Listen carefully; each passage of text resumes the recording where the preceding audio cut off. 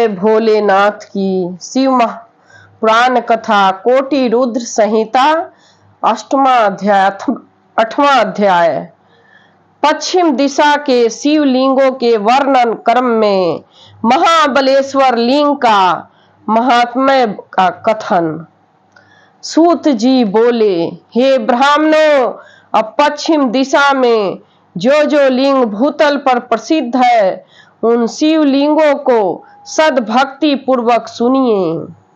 कपिला नगरी में कालेश्वर एवं रामेश्वर नामक 2 महादिव्य लिंग हैं, जो दर्शन मात्र से पापों को नष्ट करने वाले हैं। पश्चिम सागर के तट पर महासिद्धेश्वर लिंग बताया गया है, जो धर्म अर्थ काम एवं मुझ तक प्रदान करने वाला है।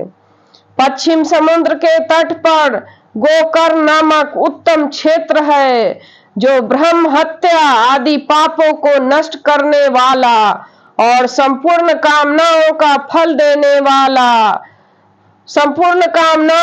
फल प्रदान करने वाला है।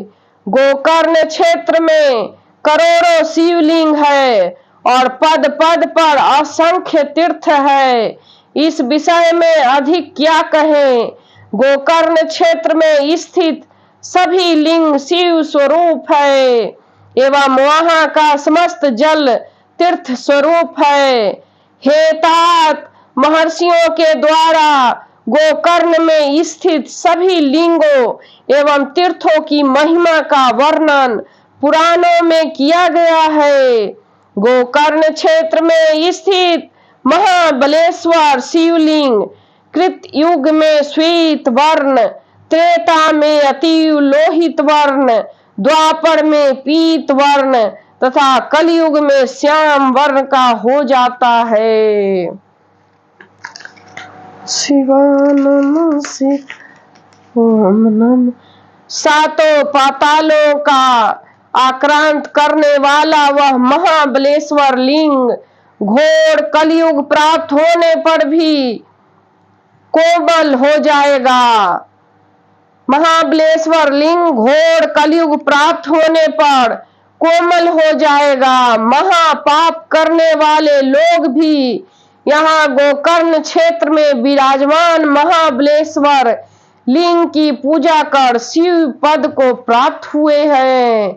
हे मुनिगण, जो लोग गोकर्ण क्षेत्र में जाकर उत्तम नक्षत्र युक्त दिन में भक्ति पूर्वक उनकी पूजा करते हैं, वे साक्षात शिव स्वरूप ही है, इसमें संदेह नहीं है। जिस किसी भी समय जो कुछ भी मनुष्य गोकर्ण क्षेत्र में स्थित उस शिवलिंग का पूजन करता है, वह ब्रह्म पद को प्राप्त कर लेता है। वहां पर शिव जी ब्रह्मा विष्णु आदि देवताओं का हित करने की इच्छा से महाबल नाम से सदा निवास करते हैं। रावण नामक राक्षस ने कठोर तप के द्वारा उस लिंग को प्राप्त कर गोकर्ण में स्थापित किया था।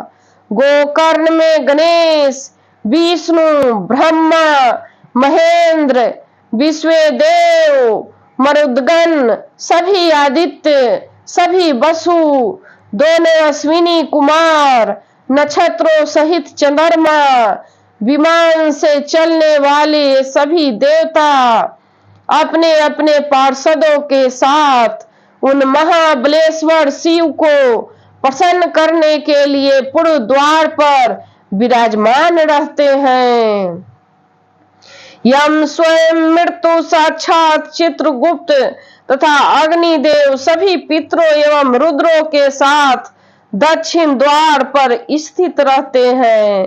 नदियों के स्वामी वरुण गंगा आदि नदियों के साथ पश्चिम द्वार पर स्थित होकर महाबल की सेवा करते हैं। वायु, कुबेर, देवेश्वरी, भद्रकाली, चंडिका आदि देवता तथा देवियां मर्तिकाओं के साथ उत्तर द्वार पर स्थित रहती हैं।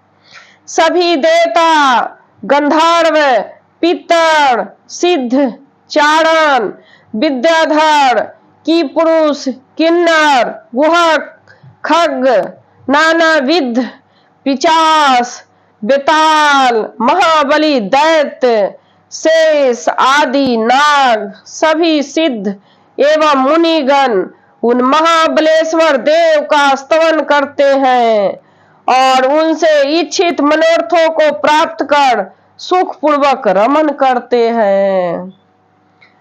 वहां बहुत से लोगों ने घोर तप किया, उन सभी प्रभु की पूजा कर इस लोक तथा परलोक में भी सुख देने वाली सिद्धि प्राप्त की। हे द्विजो, गोकर्ण क्षेत्र में स्थित यह महाबलेश्वर नामक शिवलिंग भली भांति पूजा तथा स्तवन किए जाने पर साक्षात मोक्ष द्वार ही है, ऐसा कहा गया है। माघ मास में कृष्ण पक्ष की चतुर्दशी के दिन महाबलेश्वर का पूजन विशेष रूप से मुक्ति प्रदान करता है। इस दिन जो पूजा करने पर पापियों का भी समुद्धार हो जाता है। माघ मास में कृष्ण पक्ष की चतुर्दशी के दिन महाबलेश्वर का पूजन विशेष रूप से मुक्ति प्रदान करता है। इस दिन जो पूजा करने पर पापियों का भी उद्धार हो जाता है। इस शिव चतुर्दशी में महोत्सव को देखने की इच्छा वाले चारों वर्णों के मनुष्य सभी देशों से यहाँ आते हैं।